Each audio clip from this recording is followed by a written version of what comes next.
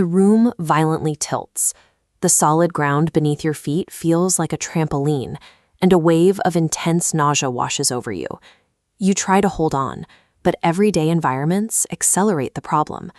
Walking down a brightly lit grocery store aisle packed with colorful cereal boxes feels like trying to navigate a funhouse.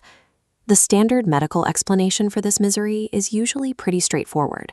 There is a mechanical problem with your inner ear, and your dizziness is the direct physical sensation of that broken hardware. But if your ear is the only thing malfunctioning, why does staring at a complex carpet pattern make the spinning worse? Or why does stepping from a hardwood floor onto a thick rug instantly throw off your balance? The sensation of spinning is a byproduct of the brain's attempts to survive a perceived threat. This dizziness is an error message. It is the result of a maladaptive sensory strategy the brain adopted to keep you upright when your primary system first glitched. This diagram shows the human balance system. It operates as an elegant tri-node data network, where your brain constantly processes streams of information from 3 distinct sensory inputs: your vision, your vestibular system, or inner ear, and your somatosensory system, which handles the physical sensation of your body and feet. We assign each of these nodes a highly specific job. Your vision is the navigator. It feeds your brain continuous data on your trajectory, your speed, and your spatial awareness, so you can plot a safe path forward. The vestibular system, very deep inside your ear, is your premier stabilizer.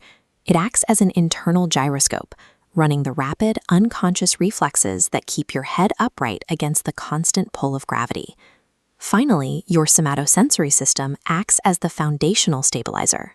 It fires instantaneous pressure data from the joints in your feet and legs, confirming the exact angle and density of the ground you are standing on.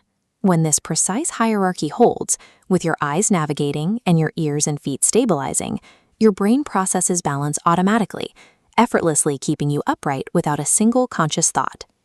Now, watch what happens to this network when a virus or physical injury strikes. The data streaming from the inner ear becomes corrupted. Recognizing the faulty data, the brain stops trusting the premier stabilizer and severs the connection. Terrified of falling over, the brain hits the panic button. It takes all of the vital stabilizing workload the inner ear used to handle and forces it onto the other 2 nodes. Your eyes are immediately demoted from their job as navigators. The brain forces them into an obsessive, full-time stabilizing role, constantly scanning the horizon for any sign of sway. That is why visually loud environments, like that densely packed, brightly lit grocery store aisle, trigger an instant system short circuit. Simultaneously, your feet and neck muscles are pressed into service as super stabilizers. They become hypervigilant, locking up your posture and forcing you to instinctively stomp down hard just to reassure your brain that the floor is still there. The immediate consequence of this massive job shift is a flood of violently conflicting data. Eyes report the world is moving. Legs report you are bolted down. Inner ear reports absolute silence. That exact biological conflict between your senses produces chronic unsteadiness. The constant dizziness is simply your brain struggling to run on a terrible survival habit that it accidentally taught itself. Because the brain has effectively learned this imbalance, common approaches like passive desensitization or simply waiting for the ear to heal rarely work. These methods often reinforce the maladaptive habit, leaving the underlying network error in place. Instead, we have to leverage neuroplasticity, the brain's physical ability to rewire its own neural pathways and unlearn behaviors. We have to force the system to actively abandon its broken survival strategy.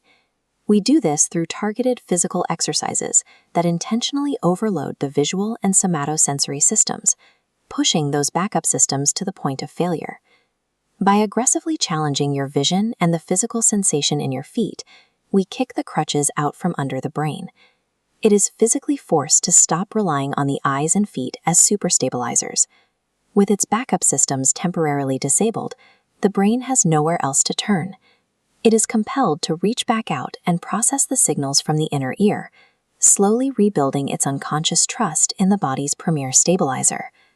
This method attacks the root of the problem directly. It actively restores the proper biological hierarchy of your senses, returning your body to a state of completely effortless, automatic balance.